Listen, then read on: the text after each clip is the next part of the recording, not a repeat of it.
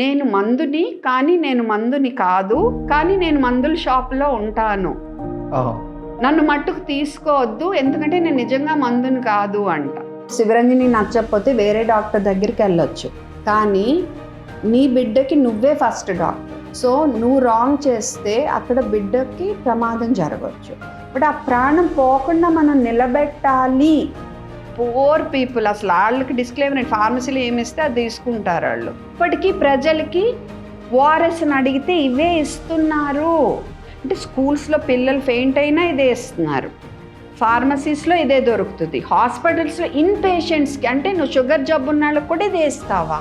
ఇంతమంది సఫర్ అవుతుంటే పిల్లలు, మరి ఎందుకు వాళ్ళకి చేయాలనిపించట్లేదో నాకు అర్థం కావటం లేదు. Misleading labels and misleading marketing and marketing by doctors. So అది ఎక్కడ అడ్డు అదుపు లేకుండా పోయింది. ఒక రెగ్యులేషన్ లేదు. డాక్టర్స్ ఏంటండి, మేమేంటి వచ్చి వీటికి అడ్వర్టైజ్మెంట్ చేయటం తప్పు కదా. ఇలాంటి కొంతమంది డాక్టర్స్ వల్ల మిగతా డాక్టర్స్ పేరంతా చెడిపోతుంది. దాని ద్వారా చాలామంది ఇప్పుడు పీడియాట్రిషియన్ ఇప్పుడు అవేర్నెస్ వచ్చింది. ఇప్పుడు మీకు మీ లిక్విడ్ గురించి అంత కాన్ఫిడెన్స్ ఉంటే పేరు మార్చడానికి ఎందుకు భయపడుతున్నారు? అంటే వాళ్ళు ఇచ్చే రిప్లైస్ చూస్తుంటే అంటే ఎంత ఎలా దిగజారిపోతున్నారు వాళ్ళ డబ్బుల కోసము అని అనిపిస్తుంది. అయితే కొంత ఎక్కడో ఒక అనీజీనెస్ ఉంటుంది, ఎస్పెషల్లీ ఫ్యామిలీ మెంబర్స్. ఎందుకు మనకి పెద్ద కంపెనీస్తో భయము, వాళ్ళు ఏం చేస్తారో మనకు తెలియదు. So I wouldn't have survived. బతికినా మళ్ళీ ఏమైనా ప్రాబ్లంతో బతుకుండొచ్చు, వి డోంట్ నో. సో చాలా జరుగుతున్నాయి, బట్ అంతవరకు ఇంక నేను వెళ్ళలేను, నాకు ఓపిక కూడా లేదు. బికాజ్ ఒక్కదాన్ని ఇంతకంటే నేను చేయలేను. చేస్తే నాకు ఫ్యామిలీ కూడా ఎఫెక్ట్ అవుతుంది. నా సాయశక్తులా ప్రయత్నిస్తా ఆ లా ఇంప్లిమెంట్ చేయించడానికి. మిస్లీడింగ్ లేబుల్స్ అనేవి ఉండకూడదు.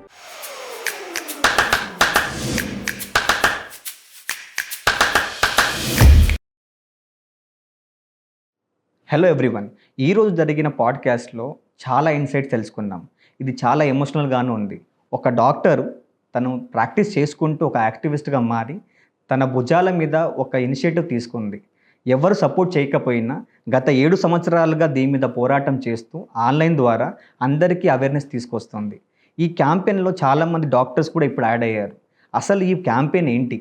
ఈ డాక్టర్ దేని గురించి ఫైట్ చేస్తుంది? అసలు ఈమెకు ఎవరైనా ఫండింగ్ చేస్తున్నారా?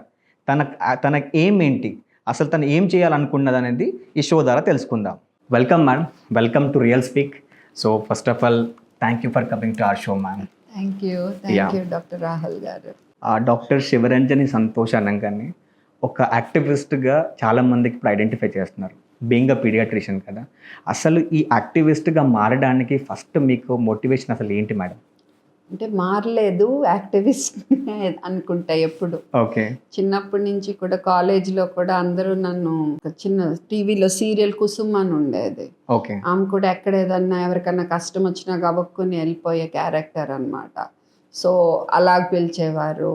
అండ్ ముక్కుసూటి అనేది ఒకటి, ఏది స్ట్రైట్ ఫార్వర్డ్, ఇవన్నీ ఫర్ ఎవర్ ఉంది, డిప్లొమసీ లేదు. So I've been always like this. ఏదైనా చేయాలి అనే ఉంటుంది ఎప్పుడు. Madam, coming to the main point, యాక్చువల్గా ఏంటంటే శివరంజని సంతోష్ అనగానే ఒక యాక్టివిస్ట్ అంటే mission WHO ORS recommended formula అని గుర్తొస్తుంది. ఈ మధ్య చాలామందికి ఇది అవేర్నెస్ వస్తుంది. మీరు 2018లో దీన్ని ఆన్లైన్ ప్లాట్ఫామ్ ద్వారా మీరు సెట్ చేశారు. కానీ అసలు యాక్చువల్లీ ఇది ఎప్పుడు స్టార్ట్ అయింది? ఏం సిచ్యువేషన్ మిమ్మల్ని కలిసి వేసింది? ఈ యొక్క WHO ORS మీద ఎందుకు మీరు ఇంత ఫైట్ చేస్తున్నారు? అంటే ఒక మదరు ఒకసారి ఎప్పుడో నన్ను ఓఆర్ఎస్ఎల్ ఇవ్వచ్చా మేడం, మీరు ఓఆర్ఎస్ ఇమ్మన్నారుగా అంటే నేను అసలు ఆలోచించిన కూడా ఓకే అమ్మ ఇవ్వన్నా. అలా 2-3 సార్లు జరిగాక పిల్లలకి విరోచనాలు ఎక్కువ అవుతున్నాయే తప్ప అసలు వాళ్ళు సెట్ అవ్వట్లా. జనరల్గా ఏంటంటే 2 డేస్లో సెట్ అయిపోతారు. మన వల్ల చేయాల్సింది ఏంటి? విరోచనాలకి ఆ విరోచనం వెళ్ళినప్పుడల్లా WHO రికమెండెడ్ ఫార్ములా ఓఆర్ఎస్ ఎందుకు ఇస్తాము? వాళ్ళు కోల్పోయే లవణాలు నీరు నింపటానికి. ఎందుకంటే డీహైడ్రేట్ అయితే రక్త సరఫరా తగ్గి ఆక్సిజన్ సరఫరా తగ్గి మనం బీపీ డౌన్ అయ్యి షాక్లోకి వెళ్ళిపోతాం. షాక్ అంటే ఏంటి? శరీరంలో ఆక్సిజన్ సరఫరా తగ్గిపోద్ది, అవయవాలన్నీ ఫెయిల్ అయిపోతాయి, చనిపోతాయి. అండ్ మన దేశంలో 5 ఏళ్ళ లోపు పిల్లల్లో 13% మరణాలకు కారణం విరోచనాలు. విరోచనాలు ఎంతమంది పిల్లలు చచ్చిపోతారు. అండ్ నేను ఇప్పుడు మైల్డ్ విరోచనాలు అనుకోండి, మనం ఓఆర్ఎస్ వరకు కూడా వెళ్ళక్కర్లా. మన ఇంట్లో చక్కగా మజ్జిగ, మంచినీళ్ళు, గంజి, సూపు, గంజిలో చిటికెడు ఉప్పు, 200 ml గంజిలో ఒక చిటికెడు ఉప్పు, ఒక టీ స్పూన్ చక్కెర వేసుకున్నాం అనుకోండి, కరెక్ట్ మనకు ఓఆర్ఎస్ లాగా సెట్ అయిపోతుంది. ఓకే, సో అలా ఇచ్చుకుని చక్కగా మనం చేసుకోవచ్చు. ఎక్కువ విరోచనాలు ఉన్నాయనుకో, ఈ WHO రికమెండెడ్ ఫార్ములా చాలా పక్కా ఫార్ములా అనమాట. రెడ్యూస్డ్ ఆస్మోలారిటీ ఫార్ములాను ఇప్పుడు యూజ్ చేస్తున్నాను. ఇదివరకు 310 ఉండేది ఆస్మోలారిటీ. ఆస్మోలారిటీ అంటే దాంట్లో చిక్కదనం సుమారుగా చెప్పాలంటే. ఓకే, దానికంటే కూడా 245 mAs/L చిక్కదనం బెటర్ అని దానివల్ల ఎక్కువ మంది పిల్లలకి విరోచనాలు తొందరగా కంట్రోల్ అవుతున్నాయని స్టడీస్లో తేలటం వల్ల వాళ్ళు బాగుంటున్నారు, హాస్పిటల్లో చేరే అవసరం తక్కువ పడుతుందని తెలియటం వల్ల ఇప్పుడు ప్రపంచంలో ప్రతి చోట reduced osmolarity ORS WHO recommended formula వాడమని చెప్తున్నారు. ఇలా విరోచనాలు అయినప్పుడు వయసు బట్టి 50 నుంచి 150-200 మిల్లీ వరకు ప్రతి విరోచనానికి మనం పట్టించాలి. ఇవి ఫస్ట్ ఎలా వచ్చినాయి? ఉప్పుల్లాగా వచ్చినాయి, అంటే పౌడర్ ప్యాకెట్లు. సో మన దేశంలో 2 రకాలు ఉంటాయి. 4.2 గ్రాములు, 4.1 గ్రాములది ఒకటి ఉంటుంది, అండ్ 20.5 నుంచి 21 గ్రామ్ వరకు ఉండేది ఉంటుంది. ఈ ప్యాకెట్ 21దేమో 20.5ది మనం లీటర్ నీళ్ళలో కలిపి పెట్టుకోవాలి. ఈ 4 అనేదేమో మనం 200 మిల్లీ నీళ్ళలో కలిపి పెట్టుకుని అవసరమైనప్పుడు ఇచ్చుకోవాలి. అంతేకాని చిటికెడు ఇలా కలపకూడదు, మళ్ళీ అది రేషియో మారిపోతుంది. ఆ మిస్టేక్ మట్టుకు చేయకూడదు. సో ఇది ఎక్కువ రోజులు కూడా బాగా ఉంటాయి పాడవకుండా. ఇదేం చేశారు ఇప్పుడు, ఇది ఇంత మహత్తరమైన మందు ఇది మందు, మెడిసిన్. దీనికి పర్మిషన్ ఎవరు ఇవ్వాలి? డ్రగ్ కంట్రోలర్ వాళ్ళు ఇవ్వాలి కదా. సో అందుకని వాళ్ళే ఇవ్వాలి. సో వీళ్ళు ఏం చేశారు, జగ్దేల్ అనుకుంటా ఫస్ట్ ఓఆర్ఎస్ఎల్ మొదలుపెట్టింది. ఈ ఓఆర్ఎస్ అనేది డాక్టర్స్ రాస్తారు, మనం అమ్ముకోటానికి ఎవరో చాలా తెలివిగా ప్లాన్ చేసి పేరు ఓఆర్ఎస్ఎల్ అని పెట్టారు. అంటే మేము ఎంత మూర్ఖులం అంటే అప్పుడు ఆ టైంలో అంటే అంత ఆలోచిస్తారనేది ఎక్కడుంటుంది మనకి. సో అవునమ్మా ఓఆర్ఎస్ఎల్ఏ అనేసాము. చూశాక షాక్ అన్నమాట. అప్పటికి జాన్సన్ ఆల్రెడీ తీసుకుంది ఆ కంపెనీని. ఇప్పుడు జాన్సన్ నుంచి కెన్మ్యూ అనే కంపెనీ పుట్టింది. గత 2 ఏళ్ళుగా కెన్మ్యూ కంపెనీ కిందకు వస్తుంది ఓఆర్ఎస్ఎల్. కొన్నేళ్ళకి ఏమైంది, ఈ రెడ్డి ల్యాబ్స్ వాళ్ళు రీబ్యాలెన్స్ విత్ ఓఆర్ఎస్ అని లాంచ్ చేశారు. సోను సూద్ బొమ్మ ఉంటుంది.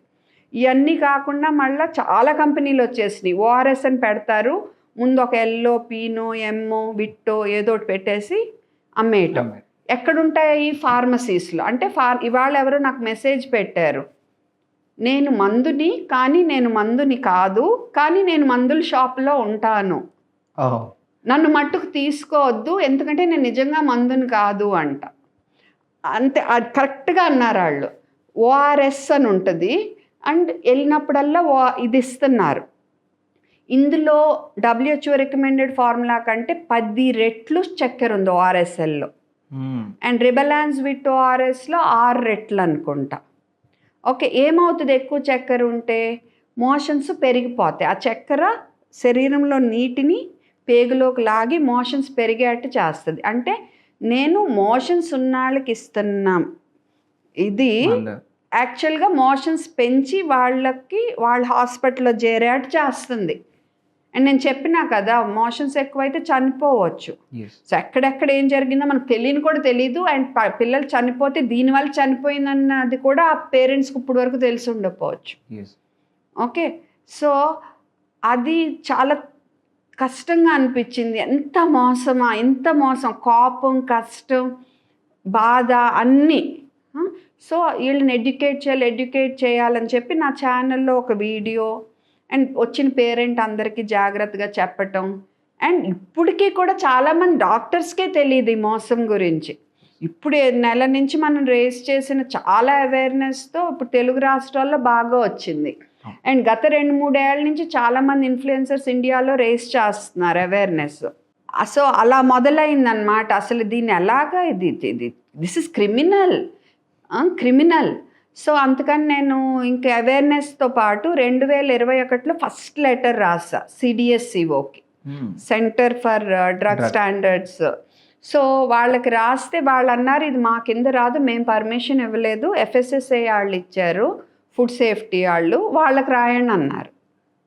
వాళ్ళకి రాసా, ప్రూఫ్స్ పంపమన్నారు, బొమ్మలు పంపాను, పిక్చర్స్.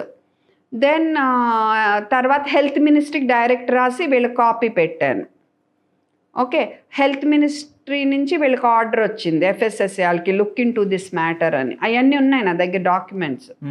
ఓకే, సో ఆ తర్వాత ఏమైంది, 8 ఏప్రిల్ 2022 ఆర్డర్ వచ్చింది FSSAI నుంచి, ఈ మిస్లీడింగ్ లేబుల్స్ అసలు ఉండకూడదు అని.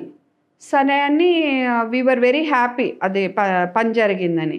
2-3 మంత్స్లో ఆర్డర్ మారిపోయింది. జూలైలో మళ్ళీ ఆర్డర్ ఏమొచ్చిందంటే వ్యాలిడ్ ట్రేడ్ మార్క్ ఉన్న కంపెనీలు డిస్క్లైమర్ పెట్టి అమ్ముకోవచ్చు అని. సో అప్పుడు ఈ ORSL, రెబెలాన్స్ విత్ ORS వాళ్ళు కింద this is not an ORS అని రాయటం మొదలుపెట్టి అమ్మటం కంటిన్యూ చేశారు. And do not use during diarrhoea అని ORSL వెనకాల చిన్న అక్షరాల్లో ముందే వచ్చింది. అంటే వాళ్ళని వాళ్ళు లీగల్గా ప్రొటెక్ట్ చేసుకుంటున్నారు. అండ్ ఇప్పటికీ కూడా కోర్టులో మేము డిస్క్లైమర్ పెట్టాం కదా, మేమేం ORS అని మార్కెట్ చేయట్లా కదా అంటున్నారు.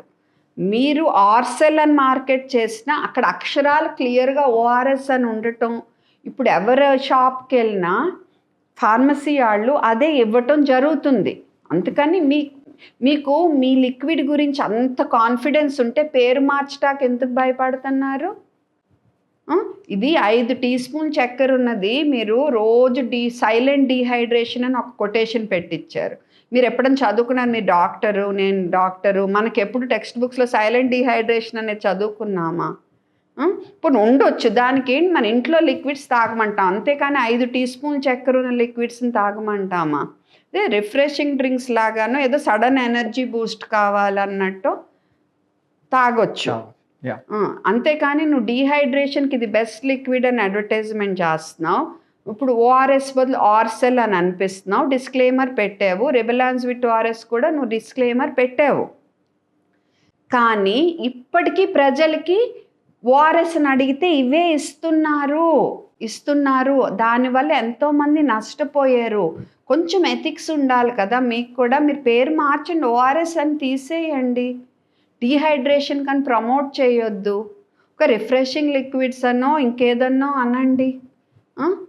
అది ఇంతమంది సఫర్ అవుతుంటే మీకు కొంచెం కూడా మీ కాన్షియన్స్ కుట్టట్లేదా, మీకేం అనిపించట్లేదా? సో అందుకనే ఇది కోపం. అండ్ గవర్నమెంట్కి రాశాక ఈ ఆర్డర్ డిస్క్లైమర్తో వచ్చాక నేను చాలా నిరుత్సాహపడ్డా.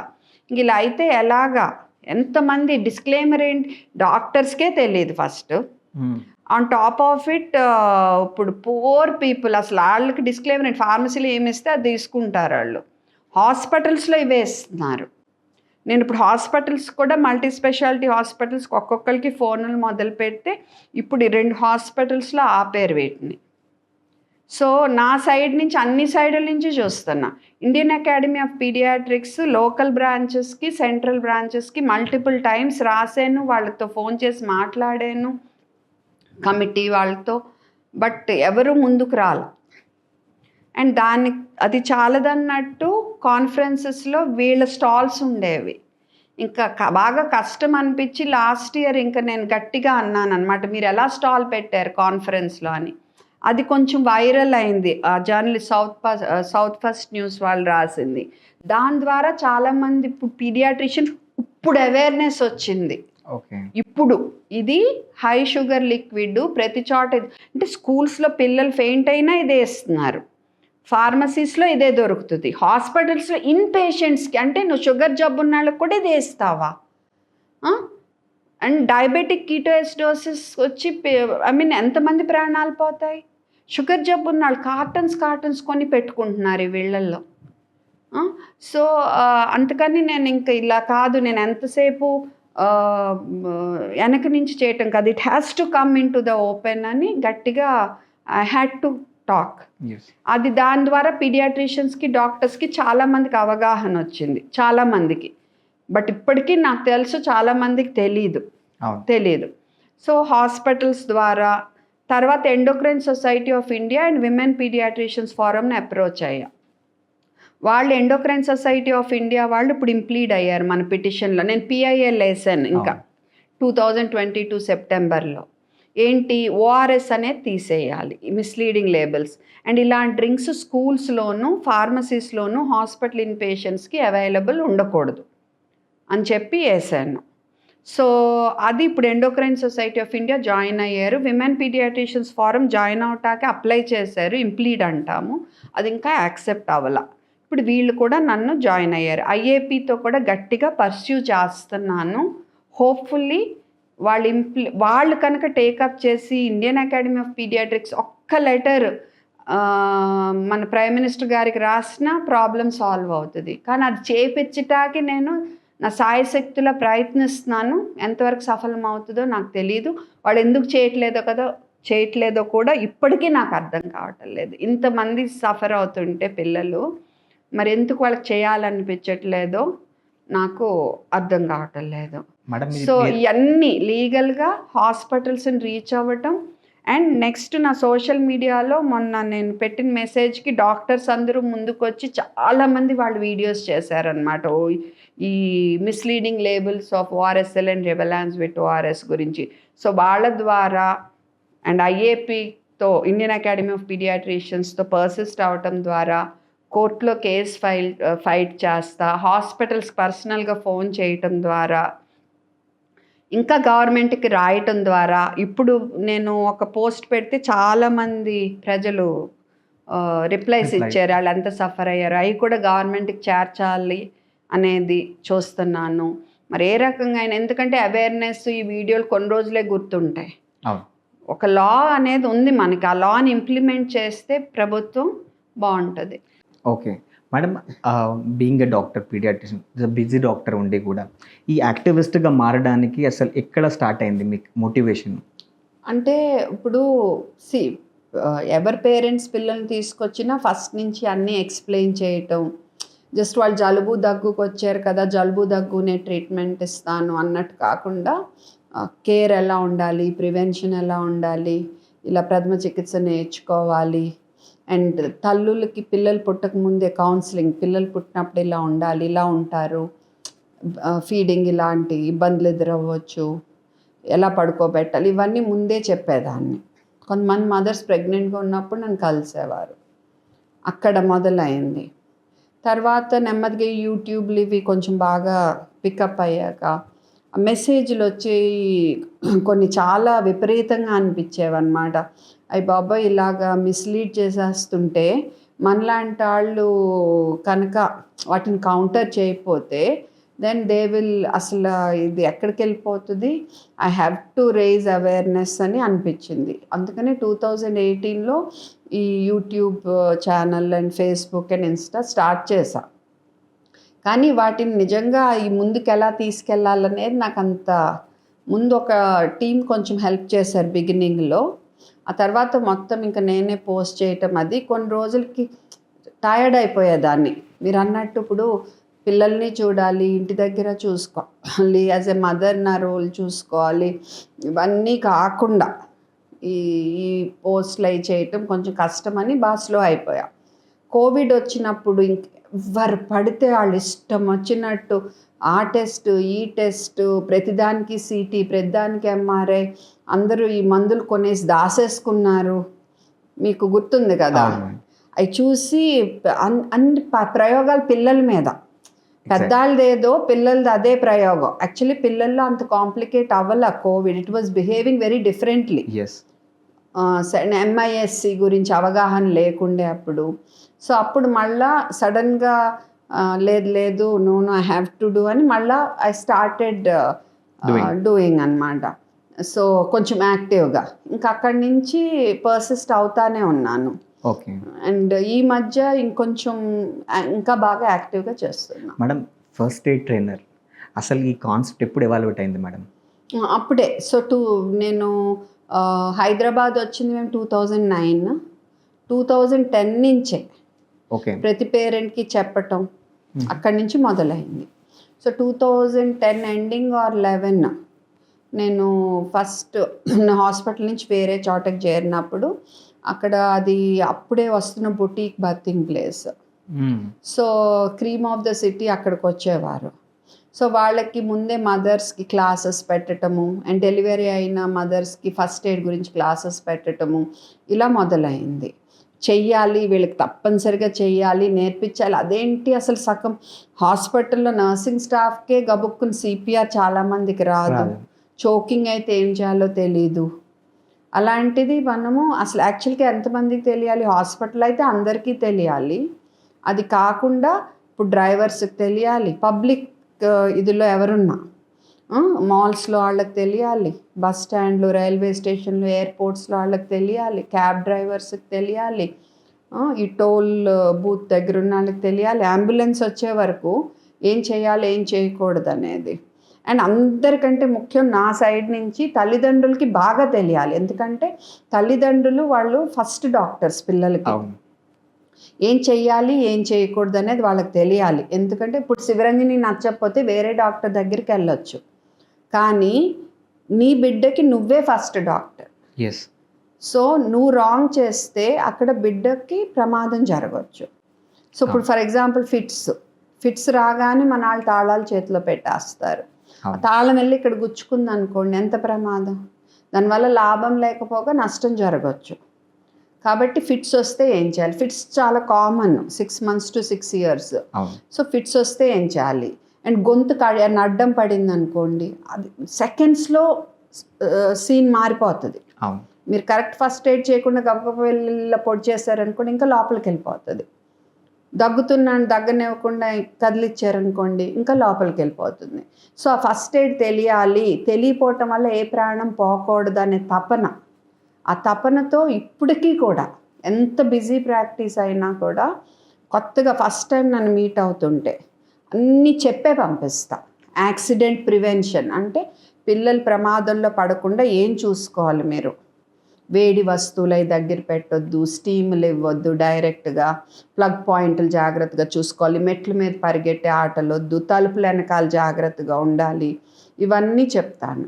చెప్పి ఫస్ట్ ఎయిడ్ చోకింగ్కి, సీజర్స్కి కంపల్సరీ చెప్తాము. చెప్పి మా యూట్యూబ్ ఛానల్లో సిపిఆర్ నేర్చుకోమని కూడా చెప్తాం. క్లాసెస్ ఉన్నప్పుడు అటెండ్ అవ్వమని చెప్తాము. ఇవన్నీ కాకుండా ఒక ఏజ్ పిల్లలకి okay touch, not okay touch నేర్పించాలి. మీరు ఫోన్ నెంబర్, అడ్రస్ నేర్పించాలి. అండ్ ఫుడ్ ఎలా పెట్టాలి. ఇవన్నీ వాళ్ళు ఏ ప్రాబ్లంతో వచ్చినా ఫస్ట్ టైం నన్ను కలుసుకున్నప్పుడు ఇవన్నీ తెలుసుకుని బయటకు వెళ్తారు. మేడం మీ చిన్నతనంలో ఎప్పుడైనా మీరు ఎలాంటి ఫేస్ చేశారా? లైక్ సిపిఆర్ చేయడం కానీ, లేదా ఫస్ట్ ఎయిడ్ నేర్చుకోవడం కానీ? బికాస్ జనరేషన్ ఎవాల్యూషన్ అవుతూ ఉంది మేడం. సో ముందు ఎప్పుడైనా మనం చూడగలిగామా? ఇప్పుడు ఏమైనా ల్యాక్ అవుతున్నామా మనం సొసైటీలో? అంటే లేదు. సిపిఆర్ ఫస్ట్ ఎయిడ్ అవగాహన అయితే మన దేశంలో ఎప్పుడూ కొంచెం వీక్ అనే చెప్పాలి. చాలా వీక్, కొంచెం చాలా వీక్. నేను జిప్మర్లో చదువుకుంటుండగా ఎండి ఒకసారి గబుక్కుని విండ్ పైప్లో నాకు ఉసిరికింజ అడ్డం పడింది. సో అక్కడ ఉన్నారు. కాకపోతే ఏంటంటే నేను ఇలా అంటుంటే వాళ్ళకి అర్థం కాలేదో, నవ్వుతున్నాను ఏదో అనుకున్నారు, వెళ్ళిపోయారు. పక్కన హౌస్ సర్జన్ ఉన్నారు, తను వచ్చి గబుక్కు నాకు హైమ్లిక్స్ ఇచ్చారు. హైమ్లిక్స్ అంటే వెనక్కి వెళ్ళి ఇలా పట్టుకుని నొక్కుతాం కదా. సో అది ఇవ్వటం వల్ల ఉసిరిగింజ బయటపడి నా ప్రాణాలు నిలబడ్డాయి. సో మరి అదేమన్నా నా సబ్కాన్షియస్లో ఎప్పుడు ఉండిపోయిందో ఏదో, కానీ ఎవరికి చోకింగ్, ఫస్ట్ ఎయిడ్ తెలియక ప్రాణం కోల్పోకూడదు. ఇక్కడైతే డాక్టర్ ఉన్నాడు కాబట్టి నన్ను సేవ్ చేశారు. తెలియని వాళ్ళు అయితే చాలా మంది. So I wouldn't have survived. బతికినా మళ్ళీ ఏమైనా ప్రాబ్లంతో బతికుండొచ్చు, వి డోంట్ నో కదా. సో అందరికీ తెలియాలి ఆ ఫస్ట్ ఎయిడ్. ఆ ఫస్ట్ ఎయిడ్ కనుక చేస్తే ఎన్నో ప్రాణాలు నిలబడతాయి. 10లో 6 మరణాలు మనం కరెక్ట్ ఫస్ట్ ఎయిడ్ కరెక్ట్ టైంలో ఇవ్వటం వల్ల ఆపొచ్చు. So mission first aid, mission CPR, దీనివల్ల ఇప్పటివరకు ఎంతమంది రీచ్ అయ్యారు? అసలు మిషన్ ఎంతవరకు రీచ్ అవ్వాలనుకుంటున్నారు? అండ్ దీనికి ఫండింగ్ ఎలా వస్తుంది మేడం? రీచ్ అవ్వటం అయితే నా ఎయిమ్ అయితే వాళ్ళ భాషలో, అంటే మన దేశంలో ఎన్నో భాషలు ఉన్నాయి. తమిళ్, తెలుగు, హిందీ, గుజరాతీ, పంజాబీ, ఈ భాషలన్నిట్లో ఈ ఫస్ట్ ఎయిడ్ వీడియోస్ చేసి ప్రతి రాష్ట్రంకి చేరాలన్న దాంతో మొదలుపెట్టా. కానీ నా వల్ల ఓన్లీ తెలుగు, ఇంగ్లీష్ వరకు అయినాయి ఆ వీడియోస్.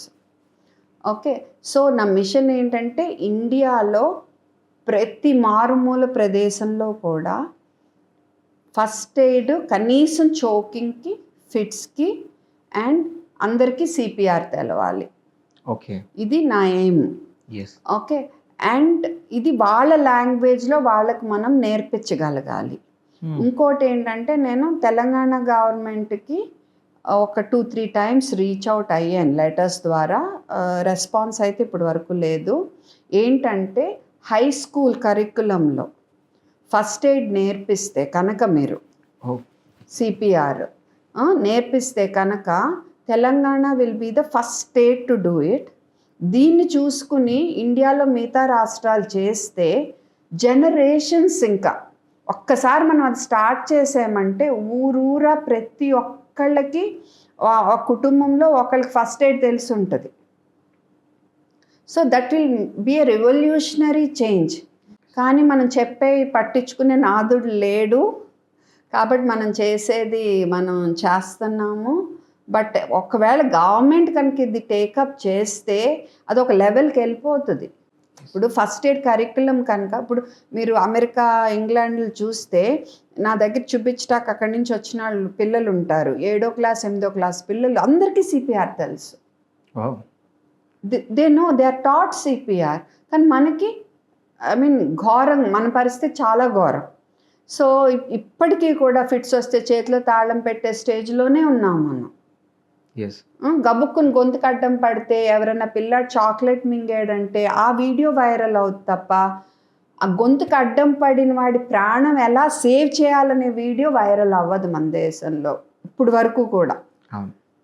మింగి చనిపోతే వైరల్ అవుతుంది, ఎందుకంటే అది ఎమోషనల్ థింగ్. ఒక బిడ్డ ప్రాణం పోయింది, బట్ ఆ ప్రాణం పోకుండా మనం నిలబెట్టాలి అనే వీడియోలు వైరల్ అయితే ఎంతోమంది ప్రాణాలు నిలబడతాయి.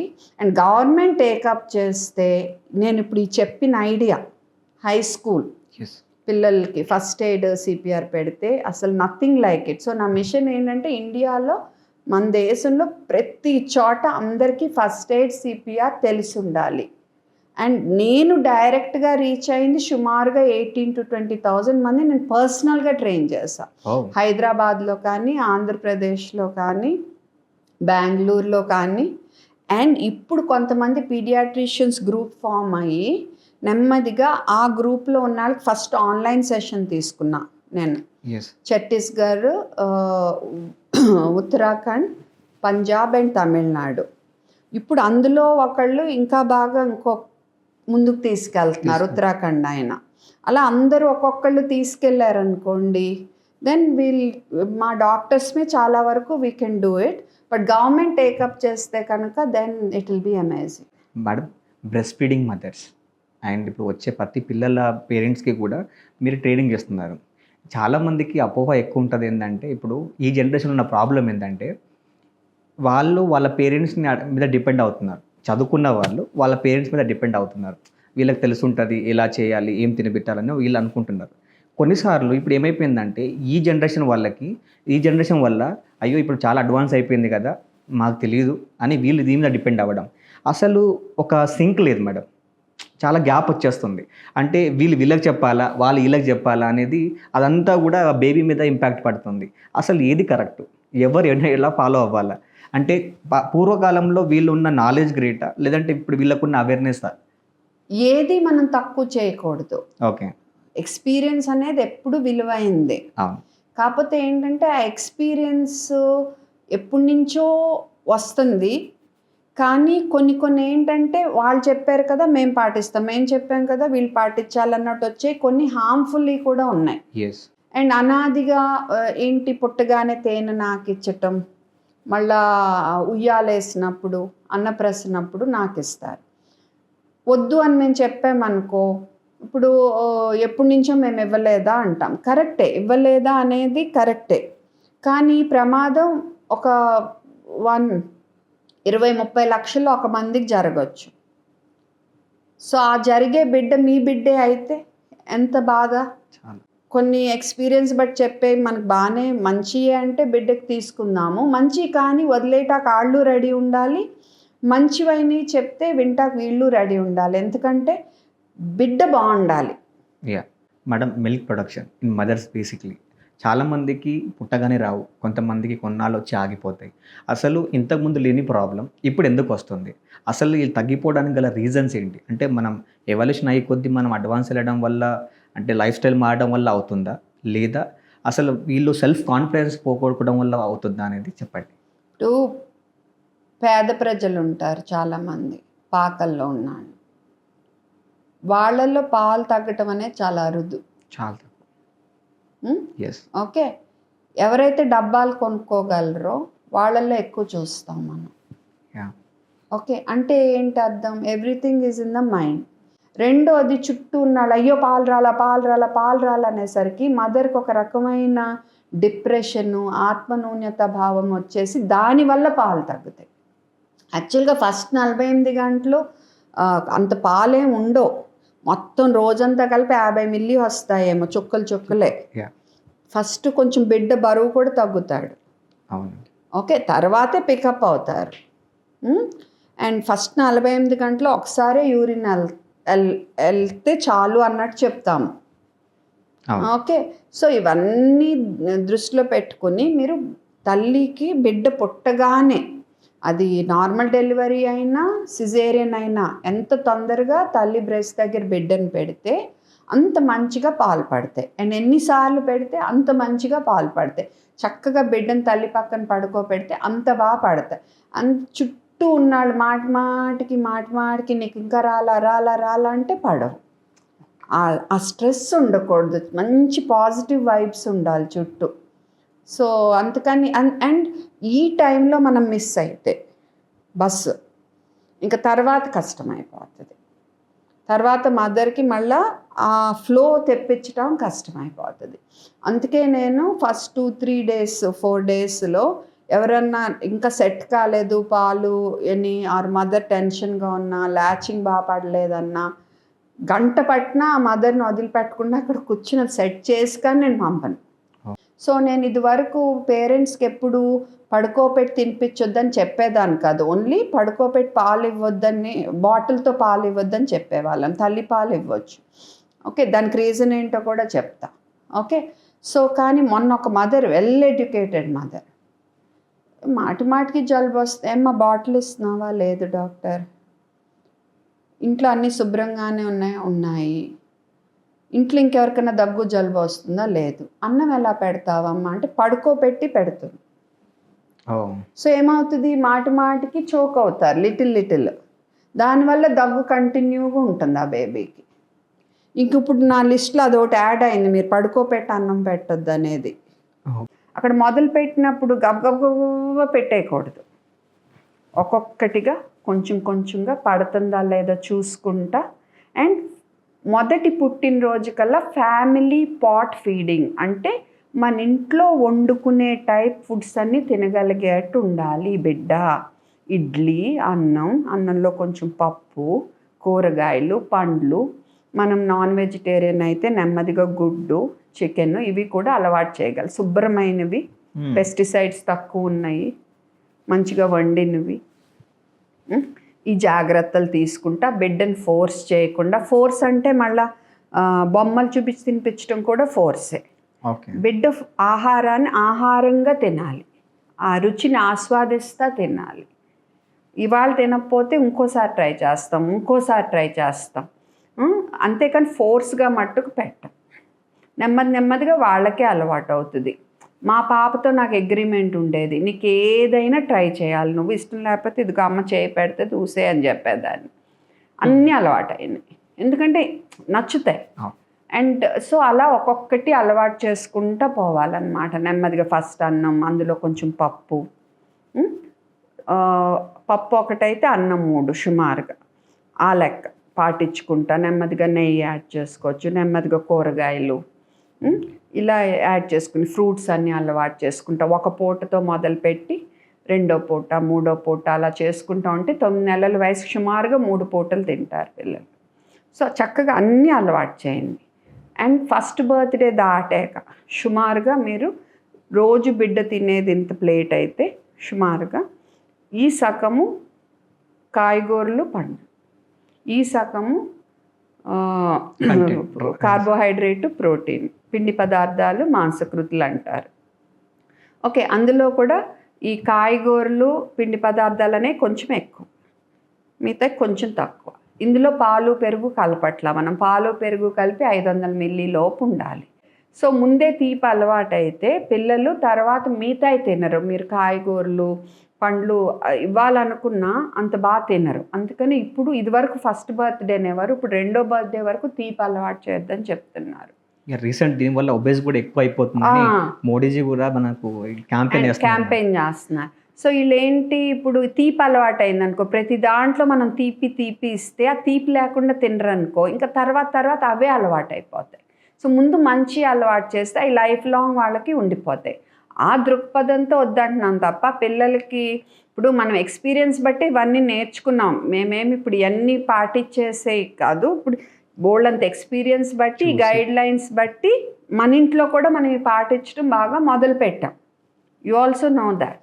సో అందుకని ఇప్పుడు కొత్తగా పుట్టే పిల్లలకి మనకి ఇంత మంచి ఎక్స్పీరియన్స్తో కొంతమంది చెప్తున్నప్పుడు మనం వింటే మంచిది. అంతేకాని మనం చేసాం కదా, మనం ఇవ్వలేదా అంటే, ఇప్పుడు ఊబకాయం, ఒబెసిటీ, PCOS, ప్రికాషియస్ ప్యూబర్టీ, ముందే పెద్ద మనిషి అవ్వటం, షుగర్ జబ్బు తొందరగా రావటం, 30-40 ఏళ్ళు, 25 ఏళ్ళ పిల్లలు వాళ్ళకి హార్ట్ అటాక్లు రావటం, మరి ఈ లైఫ్ స్టైల్ చేంజ్ అవ్వటం వల్ల. సో మీ బిడ్డని ముందు నుంచి మీరు మంచిగా కాపాడుకుంటే వాళ్ళు హెల్తీగా పెరుగుతారు. అంతేకాని ఎప్పుడూ స్వీట్ ఇవ్వద్దని కాదు, చక్కగా ఒక డెజర్ట్, అది కూడా పాజిటివ్ ఉండాలి. ఇది బ్యాడ్ అని చెప్పొద్దు మనం. కాకపోతే ఇది ఒక స్పెషల్ లాగా, ఇండల్జెన్స్ లా తీసుకోండి, అంతేకాని రొటీన్గా తీసుకోవద్దు.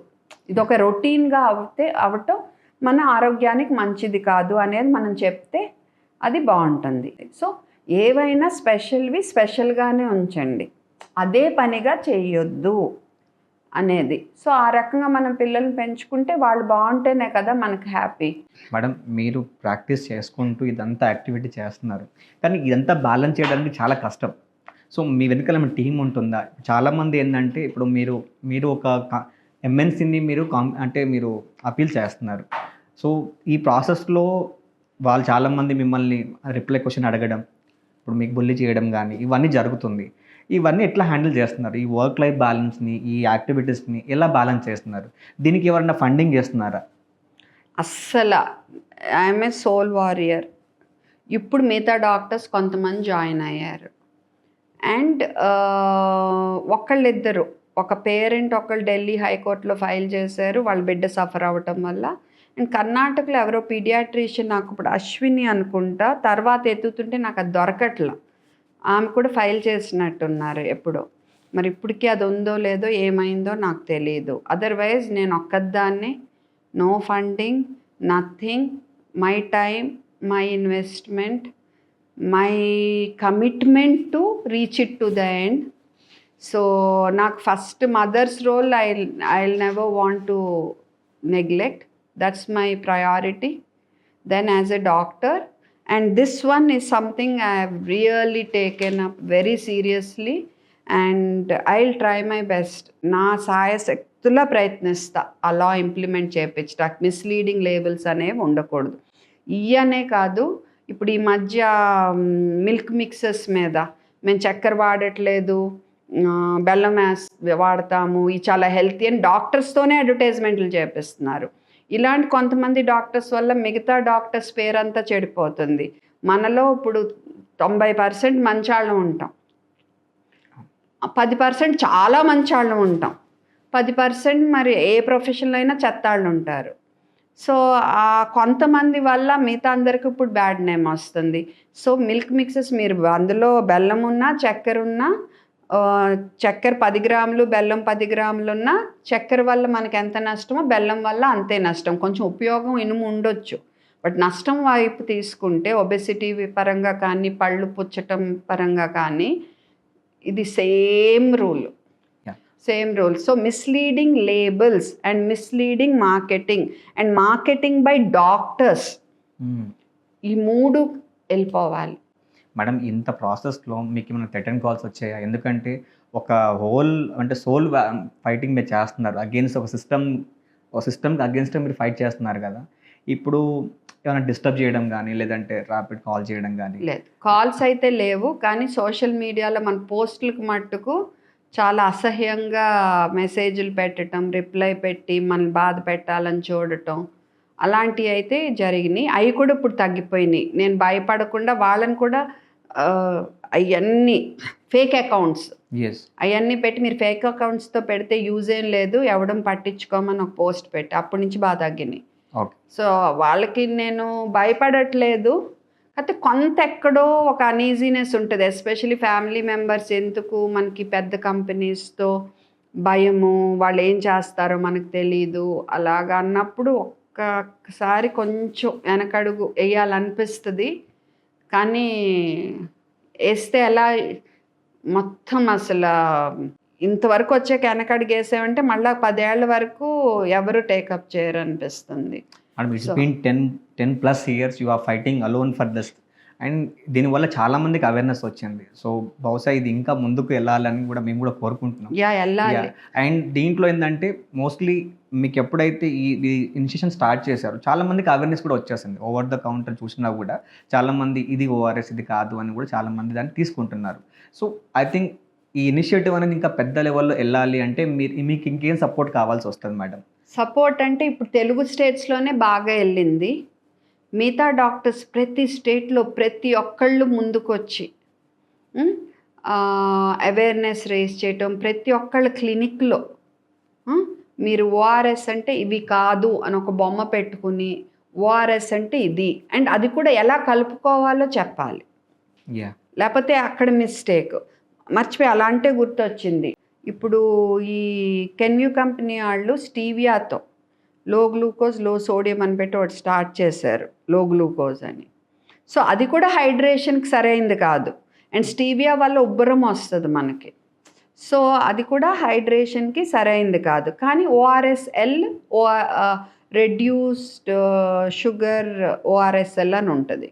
సో ఇప్పుడు మదర్ ఏమనుకుంటుంది, మళ్ళీ ఇది ఓఆర్ఎస్ వాళ్ళు ఇప్పుడు మిగతా లేవనుకో ఇస్తారు. సో అక్కడ కూడా మళ్ళీ నష్టమే మనకి. సో అదొకటి. అది కాకుండా డాక్టర్స్తోనే వాళ్ళ సైలెంట్ డీహైడ్రేషన్ కాన్సెప్ట్ని ప్రమోట్ చేపించి ఈ ఆరెంజ్ యాపిల్ బొమ్మలు ఉన్నాయి అమ్మాలని చూస్తారు డాక్టర్స్. అందులో ఒకళ్ళు పద్మశ్రీ అవార్డు వచ్చిన ఆయన, మరి ఆయన నిజంగా తెలిసి చేస్తున్నారో పాపం పెద్ద ఆయన తెలియక చేశారో వాళ్ళతో వీడియో డాక్టర్స్ చెప్పారనుకోండి, అప్పుడు ఏమవుద్ది ప్రజలకి, నిజంగా ఇది చాలా మంచిది అనుకుంటారు కదా. సో అలా కూడా చేస్తున్నారు. సో అది ఎక్కడ అడ్డు అదుపు లేకుండా పోయింది, ఒక రెగ్యులేషన్ లేదు. డాక్టర్స్ ఏంటండి, మేమేంటి వచ్చి వీటికి అడ్వర్టైజ్మెంట్ చేయటం తప్పు కదా. అండ్ ఈ ఫుడ్ కూడా మిల్క్ మిక్సెస్ డాక్టర్స్ చేయటం ఏంటి, అసలు మిల్క్ మిక్సెస్ అనేది వద్దు అని అసలు బేసిక్ మా టీచింగ్లో ఒకటి. సో బాగాలేదు, world is going in a very wrong way. And మీరు అన్నారు ఏం చేయాలి డాక్టర్స్ అంటే, వాళ్ళ క్లినిక్స్లో ప్రతి చోట ఫస్ట్ ఆఫ్ ఆల్ ఎక్కడ ఫార్మసీస్లో క్లినిక్స్లో హాస్పిటల్స్లో ఇవి ఉండకూడదు. ఇవే కాదు, ఇప్పుడు కొత్తగా వస్తున్నాయి రీహైడ్రేట్ అని, Himalaya rehydrate, Zincovit ORS, Glucon-D active ORS, నాకు పేర్లు బట్టి వచ్చేసినాయి అనమాట. ఎందుకంటే పేరెంట్స్ నాకు పంపుతూ ఉంటారు, నేను వదిలేద్దామన్నా వదలకుండా ఇప్పుడు అందరు నాకు పంపుతున్నారు, ఇదిగో మేడం ఇది వచ్చిందని.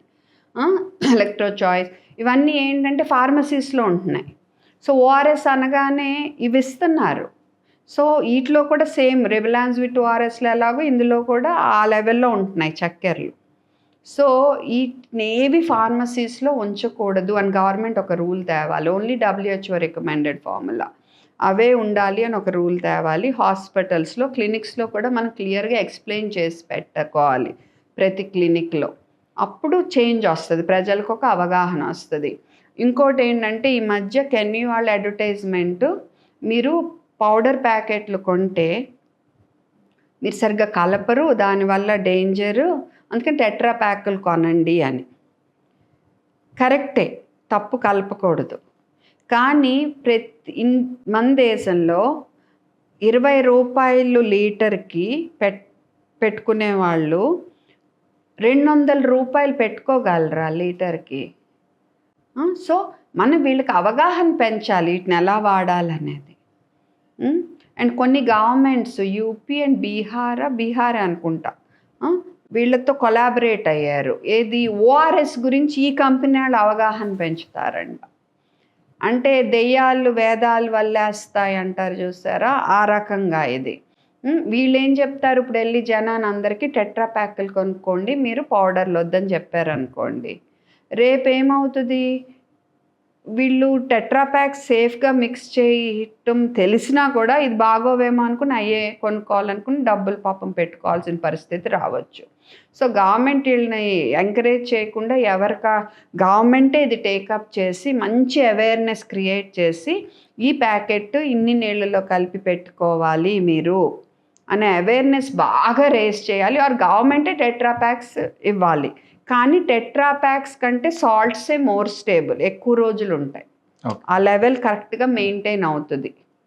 సో ఆ పాయింట్ ఎవరు మాట్లాడరు. సో చాలా జరుగుతున్నాయి, బట్ అంతవరకు ఇంక నేను వెళ్ళలేను, నాకు ఓపిక కూడా లేదు. బికాజ్ ఒక్కదాన్ని ఇంతకంటే నేను చేయలేను. చేస్తే నాకు ఫ్యామిలీ కూడా ఎఫెక్ట్ అవుతుంది. ఆబ్వియస్లీ మేడం, మీరు ఇంత చేసినప్పుడు పీస్ ఆఫ్ మైండ్ కూడా కావాలి, మళ్ళీ ప్రాక్టీస్. ఆ పీస్ ఆఫ్ మైండ్ ఈ 1 month నుంచి సరిగ్గా లేదు. బికాజ్ లైక్ అంటే వాళ్ళు ఇచ్చే రిప్లైస్ చూస్తుంటే అంటే ఎంత ఎలా దిగజారిపోతున్నారు వాళ్ళ డబ్బుల కోసము అని అనిపిస్తుంది. మీ లైఫ్లో, మీ జర్నీలో మోస్ట్ రివార్డింగ్ మూమెంట్ ఏంటి మేడం? బికాజ్ ప్రీవియస్లీ మీరు 2023లో ఏపీ గవర్నమెంట్ త్రూ అంటే పద్మ అవార్డ్స్ కూడా నామినేట్ అయ్యారు. అండ్ టైమ్స్ ఆఫ్ ఇండియా వాళ్ళు rewarded for the first aid mission కోసం కూడా చేశారు. సో ఇది ఎలా ఫీల్ అవుతారు? లైక్ అసలు మీ లైఫ్లో మోస్ట్ రివార్డింగ్ మూమెంట్ ఏంటి?